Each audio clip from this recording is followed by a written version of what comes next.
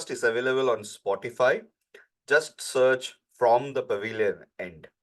We are also available on Apple Podcast, Amazon Music, and on YouTube Podcast. Please show your love by subscribing and following the podcast. And please like the episode and share it with your friends.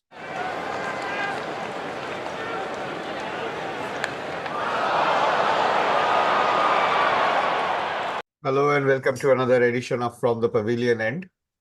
The Indian cricket team is right now engaged in playing a three-match T20 series, and we believe that these T20 series are more like fillers because the major portion of this season is the Test match cricket, which is the runway to the WTC finals. India still have three Test matches left at home and five Test matches in the Border Gavaskar Trophy, which India has retained for almost a decade. Today, we are going to talk about India's domestic season that has started off, especially on the red ball side, which is basically the two trophies, Duleep Trophy and the Irani Trophy that has happened, and talk about the major takeaways from there, as well as also talk about some of the performers who we may see in the coming days, especially in the red ball cricket in the test matches ahead. And also, we will talk about the IPL retention rules because there has been a major changes in the IPL that has happened. And we all know that the IPL auction is no less thrilling than the any IPL match. So today with me, we have Bikiran to talk about these two topics.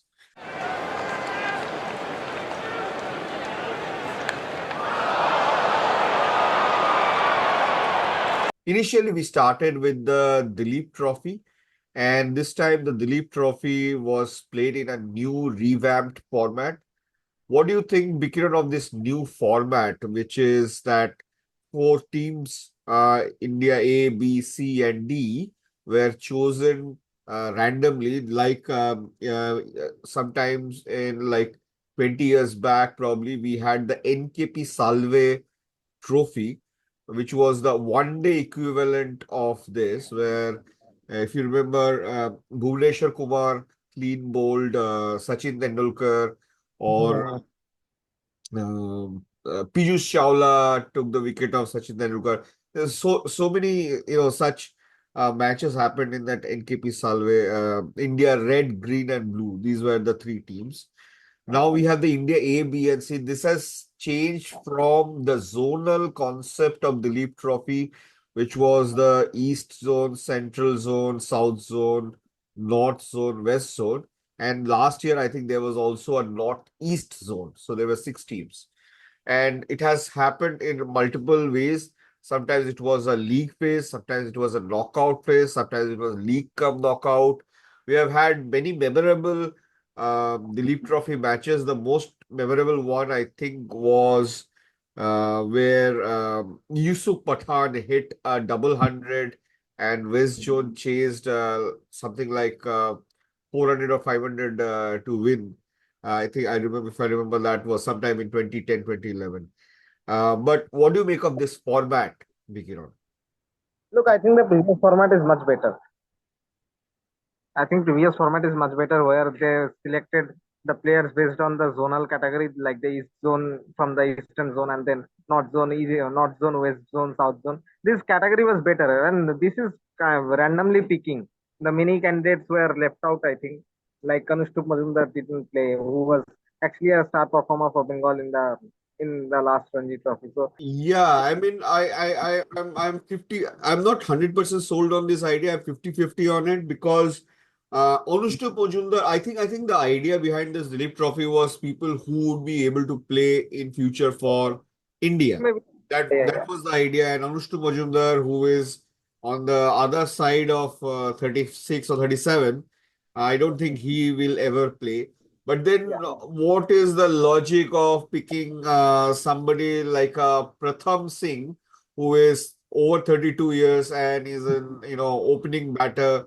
And then there are a few, I would say, I would not say quota players, but there are a few players who I don't know how they have been given such importance. For example, I do not believe Ruturaj Gaikwad deserves to be a captain in a red ball tournament. Rian Parag, he was chosen in the India A team all of a sudden with, his, again, basis his white ball. Pyrotechnics, white ball form, his first class form is very average, and he's a lower order, lower middle order player at best in a red ball tournament. Whereas they did not even give a chance to Rinku Singh, who has over 50 average in red ball cricket. I believe Rinku Singh should have played these matches. I mean, who will pick Mayank Agarwal again? If Mayank Agarwal can play for in the Duleep Trophy, why not Cheteshwar Pujara? Why not Ajinkya Rahane? They can also play. But having said that, some of the players who were chosen actually came good. What were the outstanding performances that you will remember by from this Duleep Trophy? The Mushir Khan double century. First of all, that first match he scored a double hundred, not double hundred. I think it was 180 something or like that. So that is the thing that will that I think it was one of the finest centuries in this Philip Trophy. And then Padikkal had played a very good knock of 90 or 92. Ishwaran had played a brilliant century, I think. So these are the performances that I will remember from the batting perspective. So I feel, again, I have to, put it into the perspective of potential India players, Yeah, players who I would like to see in the India team and players who I would not like to see in the India team. So, for example, I truly believe Devdutt Padikkal and Prasidh Krishna are not ready for India international, at least in the red ball format. Devdutt Padikkal has played one match yes, and he scored a 60 against a very weak English team. Devdutt Padikkal scored 202 runs in 6 innings. I do remember that 92 that you are talking about. But if you're not scoring hundreds, I don't know how you can get into the team. Ruturaj yes, Gaikwad, for all the that captaincy and everything, he scored 232 runs, but his highest was only 62. yeah, I was very, very impressed. Rawat, he got to play only 2 matches. In 4 innings, he scored one century, 124, and two fifties. So yes. imagine this guy coming in, I think after India team was chosen in place of KL Rahul, and he played amazing against India D. He scored 15 and 64, not out. And then in the second match he played was versus India C. First innings he scored 124. In the second innings he scored 53. So Shashwat Rawat, left-handed, 23-year-old from Uttarakhand, can also bowl a little bit medium. I think this is a guy that India should invest for the future. Sai Sudarshan did score one century, and I think he could probably, come ahead in the future. But there's nothing stopping Abhimanyu Ishwaran. Abhimanyu Ishwaran, I have no idea why he has not made the India team. Uh, I think in the 2019 he was very close to Test debut. He and Priyank Panchal were the top two candidates for the Test opener. Then they decided to go with Rohit, and that's fine. But after the COVID, I think he should have had his debut by now. But after the COVID, Indian selectors actually go for the IPL performances first. Then, if you perform in the IPL, they will notice you, and then they will check your domestic. And the domestic is actually more or less irrelevant currently for the selectors, not for us, but for the selectors. There, for them, after the COVID pandemic, if you look, then hardly anyone got his cap in the Test cricket without his IPL performance. Even Sarfaraz had to wait for nearly 3 or 4 years after performing, after scoring bulk of runs in the domestic cricket. Before him, Surya Kumar Yadav had his debut. So after, you need to perform in the IPL, and then you need to perform, and then they will notice you, and then they can think of you about your international and all that. And that's why Ruturaj Gaikwad He's actually, it's very sad to say, but Ruturaj Gaikwad is actually ahead of Abhimanyu Ishwaran in the picking order if we look at the squad of the 2023. And not only these Duleep Trophy, centuries in Duleep Trophy, he also scored a big 100. Sorry, he scored two centuries in Duleep Trophy with a best of 157 not out. That But he was a fact. also scored a century, big century in the Irani Trophy that followed against Mumbai. And that so I think Ishwaran has, if he can maintain at least a decent amount of form in the Ranji Trophy that will follow, he should be a third opener for the But Border Gavaskar Trophy. If somebody else goes as the third opener, that would be a travesty. Uh, obviously, the other player that I want to talk about is Ricky Bhui. Ricky Bhui initially was one of those like a Raidu. He was like a great stylist from Hyderabad or Andhra rather. And then what happened was that he started doing wicket keeping also. Last year he kept wickets, um, and he scored a lot of runs, 800 or 900 runs in the Ranji Trophy. Got picked in India D this time, and he also managed in three Test matches and six innings. He yeah, managed two centuries and 150, which was great. I think Ricky Bhui, um, if I don't know whether he's international standard or not, maybe he needs to play some A Test matches. If he can graduate into that A Test matches and then see some form, he could be an option going forward. But he is still 27. I am very very impressed by Abhishek Poral. I think Abhishek Poral is the best natural wicket keepers that we have. So we have a lot of batsman wicket keepers.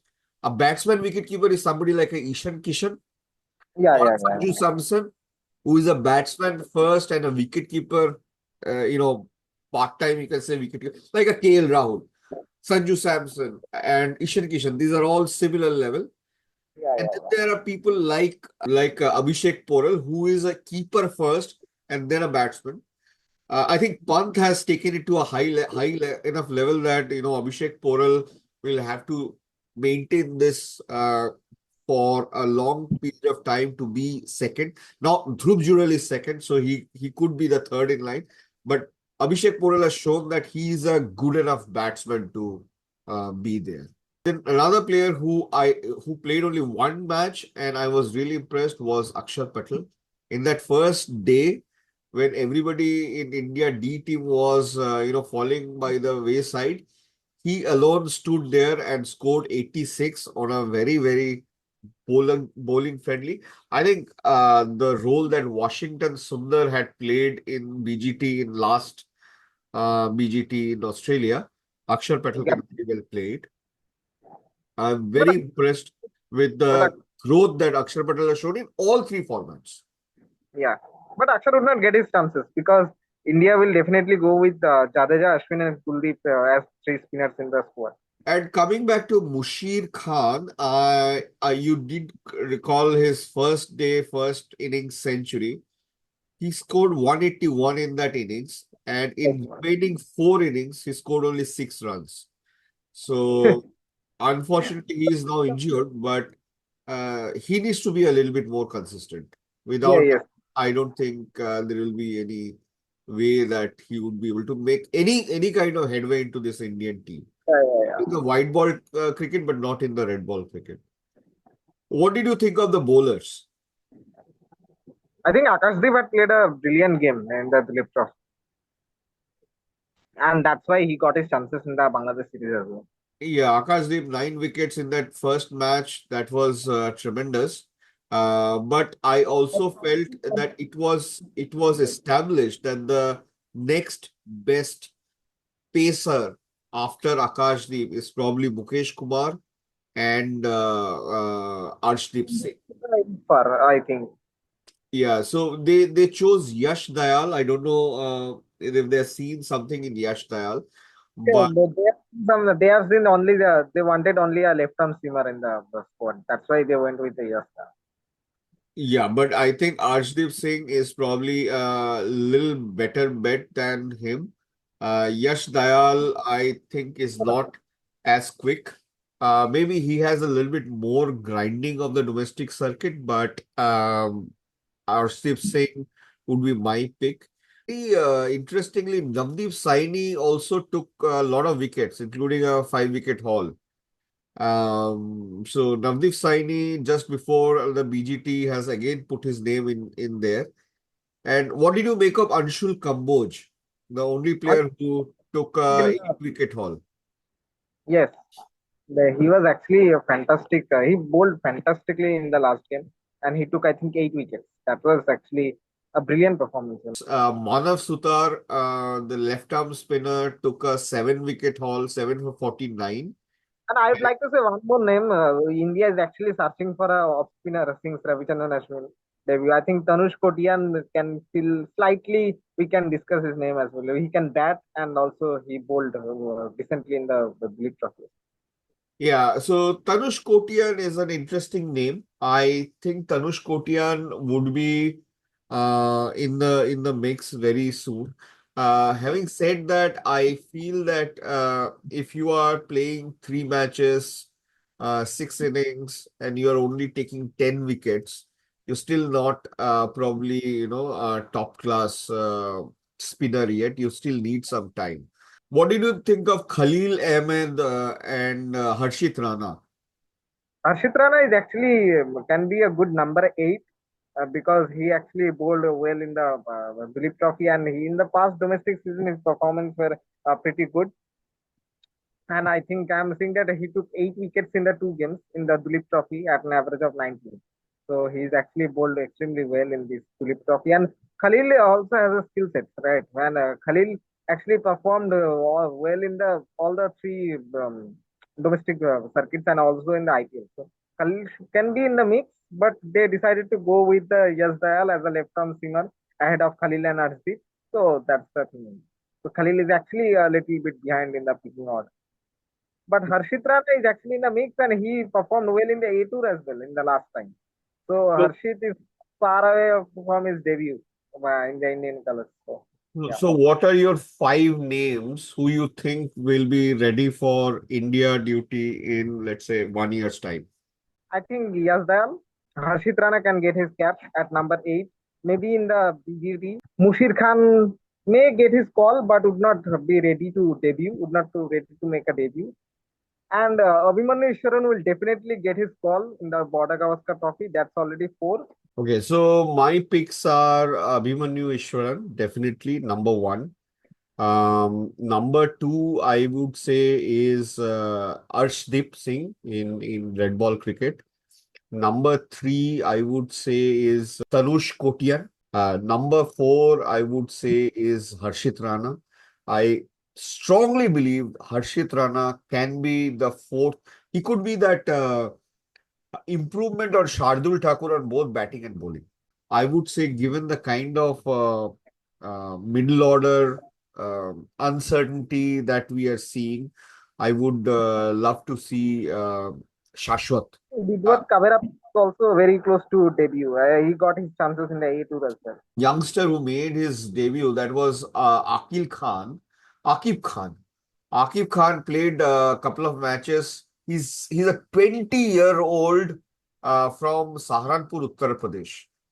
20-year-old, and this guy has played 13 first-class matches. In that Yes. 13 first-class matches, he has taken 37 wickets. I don't know if that is his true age, but if Akib Khan at 20 years have played 13 first-class matches and has also now played for a Duleep Trophy tournament, I think this is a guy who is getting fast-tracked. So keep an eye on Akib Khan and Shashwat Rawat. Let's now go to the Irani Trophy. And the best thing that I can say about the Irani Trophy is that I again get to see Ajinkya Rahane dig out a rescue act. Rahane was actually in the, let me say about Rahane a bit. Rahane was actually in the horrible form in the last Ranji Trophy, where he actually struggling to score double digit score. He was consistently scoring the single digit or maximum 10, 12, 40, 10, 20, and all that. but he actually performed well after a lot of time. Maybe after 1 or 2 years or something like that. Shreyas Iyer also played. Shreyas Iyer played attacking half centuries. He is actually naturally a bit attacking player, and he made his half century. But obviously the star of performer of the Irani Cup was definitely Sarfaraz Khan.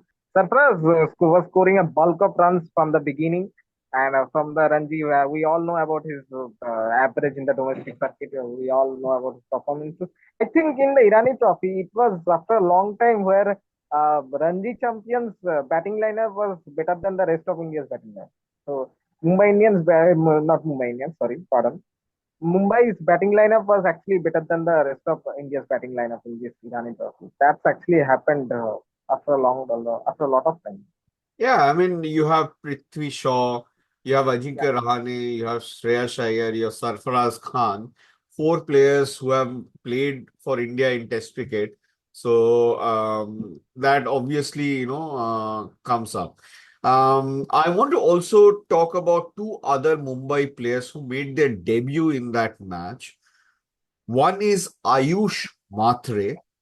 Ayush Matre opened the batting with Prithvi Shaw. He's a 17-year-old guy for a right-hand bat, right-arm off break. This was his debut first-class match, first-class match. And the other one was Mohammad Junaid Khan, 24-year-old right-hand medium pacer. He has come up from a very, very difficult upbringing to make his debut for Mumbai. Um, did you see any one of I mean, what was your idea on these two guys? It has failed in the both the innings, and the pitch was quite flat, so we cannot judge Junaid as well based on the one sample game. But he actually took a wicket, and Ayush scored 15 or 14 in the two innings as well. So he failed and maybe disappointed a little. So we Yeah. cannot make conclusion as of now yet. Okay. For me, when I saw Ayush Matre, I just opened that telecast and Ayush Matre was batting. He creamed three fours. Okay, in that first morning, he creamed three fours. His defense was really good. His cover drive was amazing. He hit some, whip shots on the leg in middle. That was amazing. I think Ayush Matre, if he stays there, 17-year-old, he should be there in India under 19 team, anyway. This guy could be, what Prithvi Shaw couldn't be. Prithvi Shaw looked like an uncle. He looked like, the father of Ajinkya Rahane. Is like that kind of a figure he has. And it's just pathetic that, at this age, after that kind of promise, he is getting out to that kind of a ball. Mukesh Kumar again had a 5 wicket haul. So I think Mukesh Kumar has clearly outlined his position as the Shami light. So if Mohammad Shami is not there, the bowler you need to replace Mohammad Shami with is Mukesh Kumar. Yeah. So that's there. Probably Akashdeep is your third pacer. That's identified. Siraj is a wild card. He could be very good. He could be poor. But Mukesh Kumar is your bankable guy. You need to take Mukesh Kumar to Australia. Clear conditions, Mukesh lacks the pace, and that might be a factor because his length and line is quite good, but he lacks the pace. And also in Australian condition, he needs some decent pace to trouble Yeah, the batter. yeah. So we do not have 140, and that if we are going after 140, and that is why Prashid Krishna gets in, that will be a very poor choice. Prashid Krishna doesn't deserve to go in based on his bowling. He may have the speed, but doesn't have anything else. The border coastal trophy, I think the Pacers are more or less sorted. Bumrah, and if Shami plays, then if Shami is fit, then he will get in. Bumrah, Shami, and then Siraj, Akashdeep, and maybe Mukesh. These are the five Pacers in India currently. They will take a left-hander. Dhruv Jurel and Abhimanyu Ishwaran. Abhimanyu Ishwaran again scored 191 and Dhruv Jurel scored 93. Together, they had a partnership of almost 160. if Dhruv Jurel had not got out, and I strongly feel Dhruv Jurel was actually not out because what he had done was he was trying to sweep Shams Mulani, the left arm spinner who was bowling outside the leg stump, and he was trying to sweep him. And when he tried to sweep, his hand came off his bat, and in that hand the ball touched. So Yeah, he was sweeping like this hand came off, this hand went with the bat, and when this hand came off, the ball touched this hand. When the ball touched this hand and it touched the gloves, the bat was in the other hand.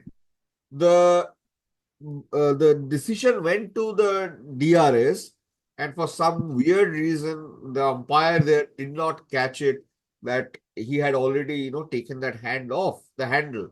So if Dhruv Jurel and Abhimanyu Ishwaran had stayed there for one more hour, I think rest of India would have won the Irani Trophy.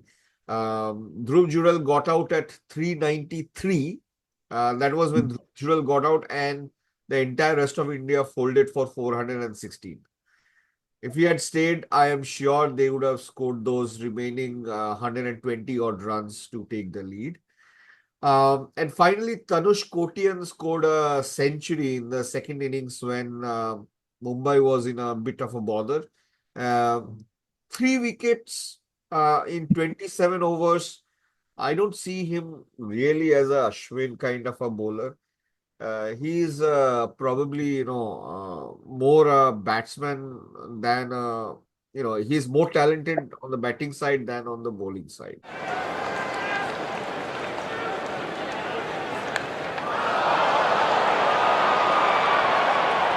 Let's quickly veer towards the IPL retention rules.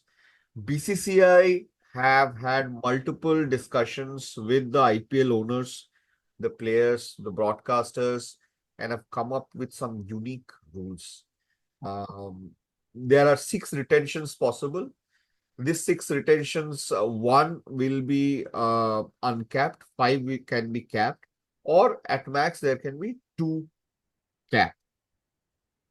And 6 can be retained, or alternately you can have RTM cards for these 6. So you may not retain anybody and you will have 6 RTM cards. Till last year, the retention rule had like a slab which was yeah, decreasing slab. So you had your player number 1 at X, then player number 2 at X minus something, then player number 3 at X minus something, and so on. Now, it's very weirdly, they have said the first retention at 18 crore, second retention at 14, third retention at 11, fourth retention goes to 18, fifth retention goes to 14, and then if you retain an uncapped can retain for 4 million. So, very unique, 1, 2, 3, and then 4, and then 5 and 6. So, 2 retentions at 18, 2 retentions at 14, 1 retention at 11. Why do you think BCCI look, changed it, this from the decreasing rule to this, look, it was only because of one thing to encourage the more teams to release more players. It was as simple as that. Because if you retain the 3 players, then you are investing the 43 crores on the 3 players. That's okay. 18 plus 14 plus 11, 43 crores. That's fine. But then if you retain 2 more players, then it will cost 32 crores. So if you retain the 5 players, then it will cost the 75 crores, and you will be left out with only the 45 crores, and the one uncapped player is there. So 79 crores for the 6 players, and then you have the only 41 crores to go in the auction. If you have the 6 players of that kind of quality of that kind of player, then you can retain that 70. You can invest the 79 crores on the 6 players. But otherwise, it is just to encourage the more teams to release the more players in the auction. Because if you retain the 3 players, then you'll be like, okay, whom to retain for the 18 crores? You will not get any. You will not be that much. You will not be in a place to bother that where you can invest the 18 crores on another player. So it is just to encourage the more teams to release more players. The retention rules have now ensured that a team could become lopsided like Mumbai Indians became last auction, because they had 4 or 5 top India team players. So there was a Bumrah, there was a Rohit Sharma, there was a Sky, and so on and so forth. They also unearthed players like Tilak Verma, who is a brilliant player.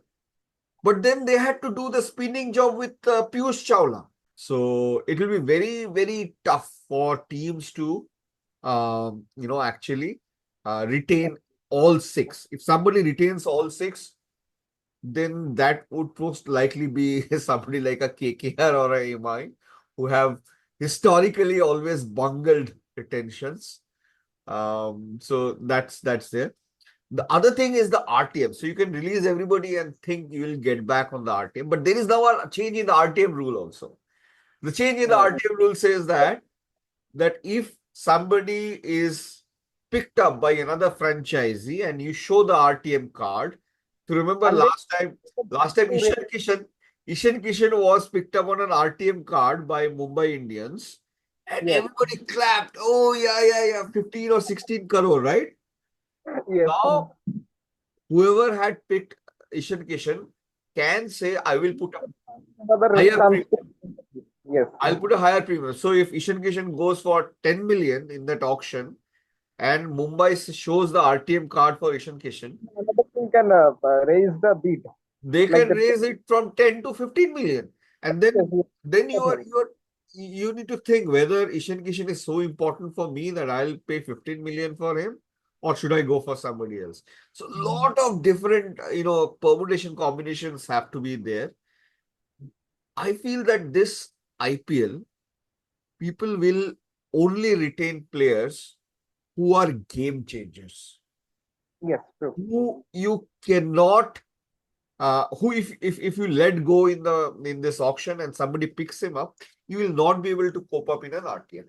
So somebody Yes, like a Bumrah, somebody like a Sky, somebody like a Hardik Pandya, somebody like a Virat Kohli, somebody like a Akshar Patel, somebody like a Kuldeep Yadav. I mean the cream of the cream. Somebody like a Andre Russell. You cannot get back that kind of skill for cheap. Another very interesting rule that I wanted to talk about was the rule where foreign players mandatorily have to register for the mega auction.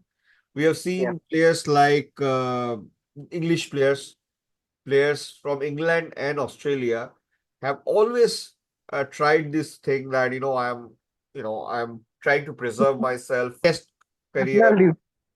So I'm taking the names: Pat Cummins, Mitchell Stark, Mitchell Marsh, Ben Stokes, Ben Stokes, right? Jofra Archer, Johnny Weirsto.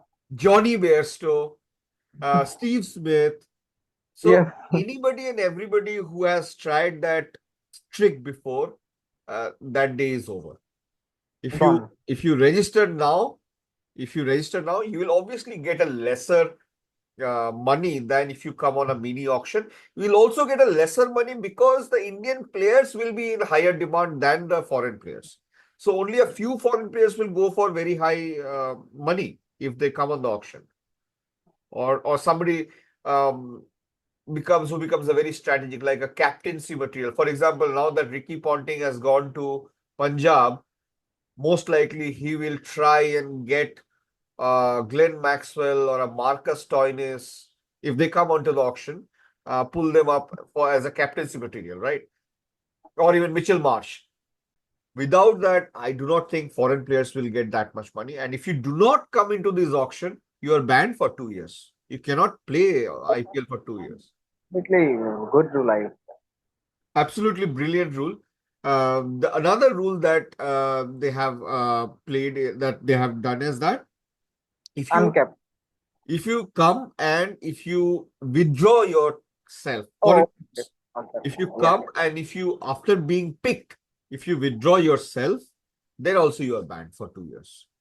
So no hanky panky. I'm talking about people like Jason Roy.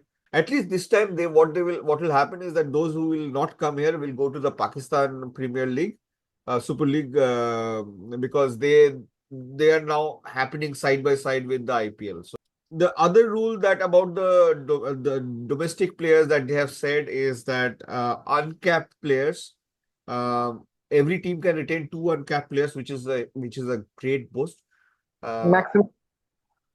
Maximum two uncapped players, but people who have stopped playing cricket for India for last 5 years, or not been chosen for last 5 years, or not been a India contracted player for last 5 years, will become uncapped. That is, we all know that is designed only for one man. That rule is designed only for one man. We all know. No, I that is where I disagree. Okay, so let me tell you three other names who will also fall into that category. Number one, Mohit Sharma. Yeah, Mohit Sharma. Yeah. Number two, But we are Piyush not Chawla. Piyush generated here. Chawla. Piyush Yes. Chawla. Yes. Number three, Vijay Shankar. Vijay Shankar would not be written. Vijay Shankar is an uncapped player for GT. Yes, true. But they would not written Vijay Shankar, right? In two years' time, players like Nitish Rana, players like Chetan Sakaria, players like Bhuvaneshwar Kumar, they'll also come into this rule. Yeah. So I don't think this rule will now that players can be retained. I mean, uncapped players. There are very few uncapped, truly potential uncapped players. There are very few because people are getting the India cap very easily now because India is now playing so many different tournaments at the same time. So the Yeah. players who are playing Test cricket are not playing ODI players are not playing Yes, T20. I think true that, and I like the Tom Moody's idea of that uncapped player means at least 10 games should be played for 10 international games should be played for India to be a capped player. So I think I like that idea. So we have tried to give you a flavor of some of the rules. Another thing is that, of course, the purse auction purse has increased. It's gone to One 120 crores. So this is going to be a huge auction. Like Bikiron said, that this is going to be one of the major auctions, and team building is also an art. Which team is probably the best placed in terms of the retentions and RTMs? It's very evident who they will retain, and it's very easy for them to identify that. maybe RCB because they are very clear that who they will retain unless they blunders. We have seen them. We have seen the RCB management over the years, and they are famous for their famous blunders. So, but I think it's quite easy for them to identify who are the potential who are the potential return players. So it's actually quite easy for them. But with RCB, you never know. Yeah, That's no, the thing. RCB is very easy. I feel RCB they'll just retain one and one uncapped. So one capped and one uncapped. That is what I feel. Which is the team for which it is most difficult? Mumbai Indians and Kolkata Knight Riders, the teams who have actually the best score, they will find it difficult to retain the players. Actually, I do not think it is that difficult for Mumbai Indians. If I were Mumbai Indians, I will let Rohit Sharma go, obviously.